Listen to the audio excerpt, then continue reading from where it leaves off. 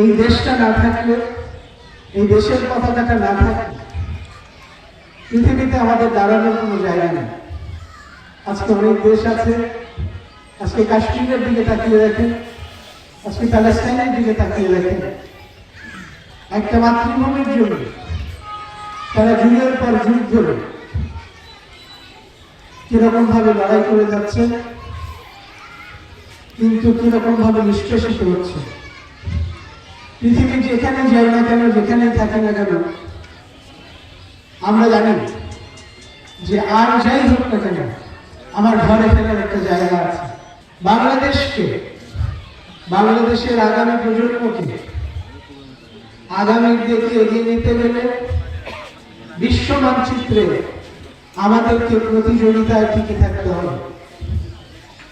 সারা বিশ্ব যেখানে এগিয়ে যাচ্ছে, বাংলাদেশের 54 বছর বয়স, এই 54 বছর বয়সে এখন আর এটা বলার সুযোগ নাই যে আমরা একটা খেলায় অংশগ্রহণ করেছি, তাতেই আমরা খুশি। এখন আমাদের খেলতে হবে এবং খেলে জিততে হবে, সেটাই বাংলাদেশ ক্রিকেট দল যখন খেলে তখন আমরা সবাই সমর্থন করি। বাংলাদেশকে শুধু ক্রিকেটে না, বাংলাদেশকে শিক্ষায়, চিকিৎসায়, বিজ্ঞানে সবকিছুতে আমাদেরকে সামনের দিকে এগিয়ে যেতে হবে।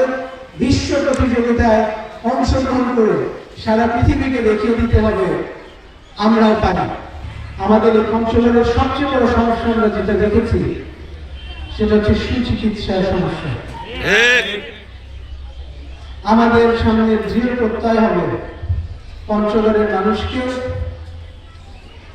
বিনা খরচে চিকিৎসার ব্যবস্থা করে দেবে।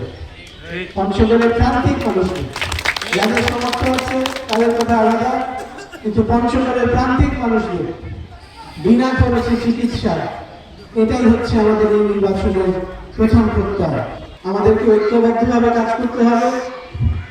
আমাদের বসে থাকার কোনো উপায় নেই।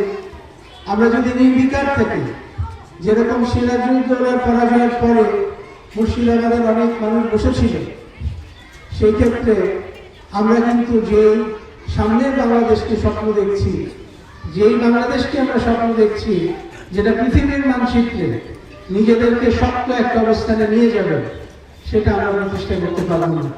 কাজেই আমাদের সমুন্নত যেটা রাখতে হবে সেটা হচ্ছে আমাদের যে দর্শন, সবার আগে বাংলাদেশ, সেটাকে সমুন্নত রেখে আমাদের নেতা তারেক রহমান সাহেব যে দফা দিয়েছেন ৩২ দফা, সেটাকে সমুন্নত রেখে এবং জাতীয়তাবাদী দলের যে দর্শন সেটাকে সমুন্নত রেখে আমাদের যে এখানে আমরা সবাই যে মুসলমান, আমাদের এখানে যে ইসলামের প্রতি আমাদের যে অবিচল আস্থা, এক আল্লাহর প্রতি অবিচল আস্থা ও বিশ্বাস, এই যে দর্শন, এই দর্শনকে সামনে রেখে, জাতীয়তাবাদকে সামনে রেখে, সবার আগে বাংলাদেশকে সামনে রেখে আগামী 12 ফেব্রুয়ারি যে নির্বাচন, সেই নির্বাচনে যদি আমরা ইনশাআল্লাহ অংশগ্রহণ করতে পারি সঠিকভাবে, আমি বিশ্বাস করি আগামী নির্বাচনে নিরঙ্কুশ সংখ্যাগরিষ্ঠতা ইনশাআল্লাহ বাংলাদেশ জাতীয়তাবাদী দল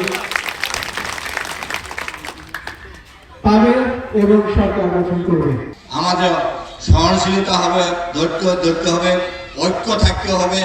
আমাদেরকে ধানের শীষে বেশের জমিতে সরকার এর ছেলে নশাত, এক একটি নশাত জমি আমাদেরকে হতে হবে। আজ থেকে আমরা আমাদের কোন্দল ভেদাভেদ সব কিছু ভেদাভেদ দিয়ে ধানের শীষের সৈনিক হয়ে বেশের নশাত জমির পতাকা হাতে নিয়ে আমরা প্রচার শুরু করবো ইনশাআল্লাহ।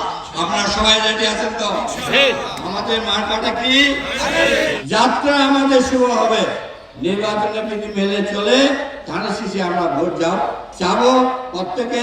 আগামী দিনে আমাদের বেশটা নশাত জমি যেন ধানের শীষ নিয়ে জয়লাভ করতে পারে, বাংলাদেশ জাতীয়তাবাদী দল যেন ক্ষমতা আসতে পারে এবং উন্নয়ন উৎপাদনের রাজনীতি করতে পারে, 31 দফা বাস্তবায়ন করতে পারে।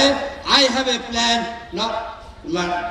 তারেক জিয়ার প্ল্যান আমরা বাস্তবায়ন করতে পারি, এই কথা বলে আপনাদের সবারই সুস্বাস্থ্য দীর্ঘায়ু মঙ্গল কামনা করে এবং ধানের শীষের আজকে যাত্রা এখান থেকে শুরু হোক।